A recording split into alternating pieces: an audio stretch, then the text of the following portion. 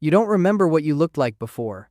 There might have been a time when you had normal arms, normal skin, maybe even a face you didn't mind catching in a mirror. But that version of you is gone now, buried under whatever nightmare transformation turned you into this. You're 2.5 meters of pale, emaciated wrongness, with arms so long they drag on the ground like you're permanently trying to pick up something you drop. Your jaw unhinges 4 times wider than it should, which is great for absolutely nothing except looking like a living jump scare. And your eyes? Completely white. Not blind, exactly, but definitely not seeing the world the way everyone else does. Welcome to existence as SCP-096, the Shy Guy. The most introverted being in any universe, and not in a cute way. Your life, if you can call it that, is remarkably simple. You pace. That's it. Back and forth along the eastern wall of your cell, a 5 by 5 by 5 meter steel cube that the SCP Foundation built specifically to keep you away from anything with eyeballs. There's no window, no camera, no surveillance of any kind, because the Foundation learned the hard way that even a photograph of your face is a death sentence for whoever looks at it. Pressure sensors track your footsteps. Laser grids confirm you're still where you're supposed to be. It's like being monitored by a home security system that's absolutely terrified of you. Most of the time, you're docile. Harmless, even. Just a tall, skinny, deeply unfortunate-looking creature doing laps in a metal box like you're training for a marathon you'll never run. You don't eat. You don't sleep. At least not that anyone can tell. You just exist in this weird liminal state of perpetual nothing, shuffling around, occasionally making soft noises that might be breathing or might be existential despair. Hard to say. The Foundation's researchers have debated whether you're even sapient, whether there's a mind in there, or just instinct and hunger. Spoiler: nobody's brave enough to ask you directly. But then someone sees your face. Maybe a researcher got careless with a file photo. Maybe a security guard glanced at the wrong monitor. Maybe some poor mountaineer, halfway across the world, took a landscape photo 20 years ago, and you happened to be standing in the background. 4 pixels of wrongness they didn't even notice until they zoomed in one day out of curiosity.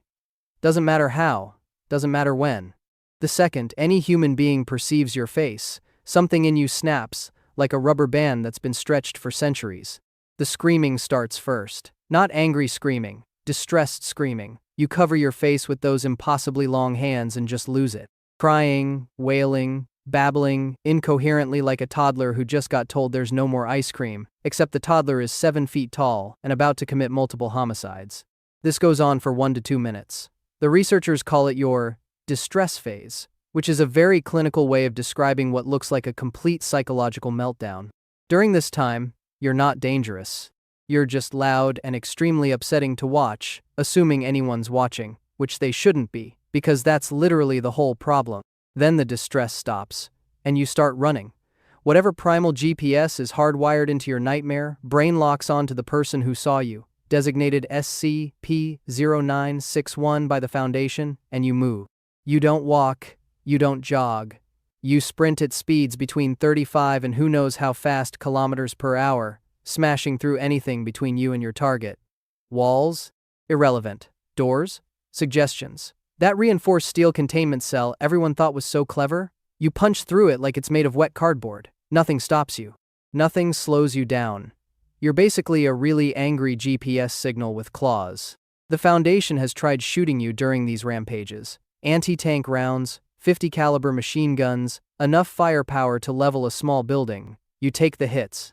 Chunks of your body get blown off. Doesn't matter. You keep running. Your regeneration kicks in almost immediately, flesh knitting back together like you're being fast-forwarded through a healing montage.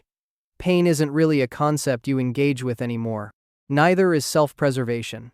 There's only the target, only the face-looker, only the person who made the mistake of perceiving you. And when you reach them? Well, the Foundation's official documentation says you kill and data expunged them, leaving no traces. Let's translate that from bureaucratic horror speak. You don't just kill them, you unmake them. Whatever you do is so thorough, so complete, that there's nothing left to autopsy. Not a bone, not a tooth, not even a bloodstain. SCP-0961 simply stops existing, which is either the most merciful or the most terrifying thing imaginable depending on your perspective. Then you stop. You sit down, right there, wherever the kill happened, and you just vibe for a few minutes, composing yourself, calming down, like you just finished a really intense workout and need to catch your breath. Except the workout was chasing a terrified human across 2 continents, and the cooldown involves processing whatever emotions you're capable of having. After a while, you get up and start trying to wander back to your natural habitat, which the Foundation has never actually identified but seems to involve mountains. They intercept you, bag your head, and drag you back to the steel cube. Rinse and repeat. Here's the thing that really messes with people. You can't be stopped. Not by distance. Not by obstacles. Not by logic. You don't need roads. You don't need directions. You just know where your target is, like some horrifying version of a homing pigeon that got really into murder. The Foundation calls it innate spatial awareness, which is scientists speak for, we have no idea how this works, but it's terrifying. You could be locked in a bunker in Alaska while your target is sipping coffee in Buenos Aires, and you'd still find them. You'd claw through the bunker, swim across oceans if you had to, cross entire continents on foot. Distance is just a number, and numbers don't mean much to something that can't be killed. During one incident, your target was a D-class personnel who'd been deliberately dropped to the bottom of the Mariana Trench as a test, 11,000 meters down, crushing pressure, no oxygen. You walked down there anyway. Just strolled along the ocean floor like you were taking a casual hike, tracked the guy to his submarine, ripped it open, and did your thing. The Foundation learned 2 important lessons that day. You don't need to breathe, and there's literally nowhere in the universe someone can hide from you. The 4 Pixels incident is your greatest hit. Some random mountaineer snapped a photo in the 90s, and you were in the background. Not prominently, not recognizably, just 4 pixels of discolored something in a landscape shot. The guy didn't look at the photo carefully for over 20 years. Then one day he noticed that weird patch, zoomed in, and congratulations, he just activated the world's most patient home invasion. You broke out of containment, killed dozens of people on your way across the country, including an entire mobile task force equipped with special goggles designed to scramble your image before anyone could see it. The goggles failed. Turns out, even 1 nanosecond of unfiltered face exposure is enough. 1 nanosecond. The guy who finally stopped you by bagging your head killed himself later from the trauma. Great job, everyone. There was also that time they put you in a cage with SCP-096, the unkillable reptile that hates all life. The fight lasted 27 hours. When it was over, you were huddled in a corner, severely wounded, and 682 was missing 85% of its body mass. Neither of you died. Neither of you learned anything. It was basically a really violent draw between 2 entities that fundamentally cannot be destroyed. You've been contained for decades now, pacing, waiting, covering that face nobody's allowed to see. The Foundation debates terminating you regularly, but every proposal hits the same wall. They don't know how. You regenerate. You adapt. You're immune to everything they've thrown at you, and the risk of another breach is too high to experiment further. So you just keep existing. A perpetual threat in a box, a monster who just wants to be left alone but will murder literally anyone who glances at you wrong. The real question nobody can answer, is there still a person in there?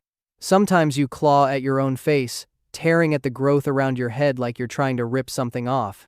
Is that instinct? Or is that the last fragment of whoever you used to be? Trapped in a body that kills against your will. Are you suffering? Are you aware? When you sit in that cell, pacing endlessly, is some tiny piece of consciousness screaming for it to stop? Honestly, probably not. You're most likely just a very tall, very angry cryptid with a face so ugly it kills people, and the pacing is just what you do to pass the time between murder sprees. But hey, at least you never have to worry about someone taking an unflattering photo of you. Nobody takes photos of you. Nobody looks at you. You're basically the ultimate introvert's fantasy, except the fantasy involves an inescapable steel cube and the constant threat of being nuked from orbit if the O5 Council ever gets desperate enough. Somewhere out there, right now, someone is scrolling through old vacation photos and about to zoom in on something they shouldn't. Better start stretching. You've got places to be.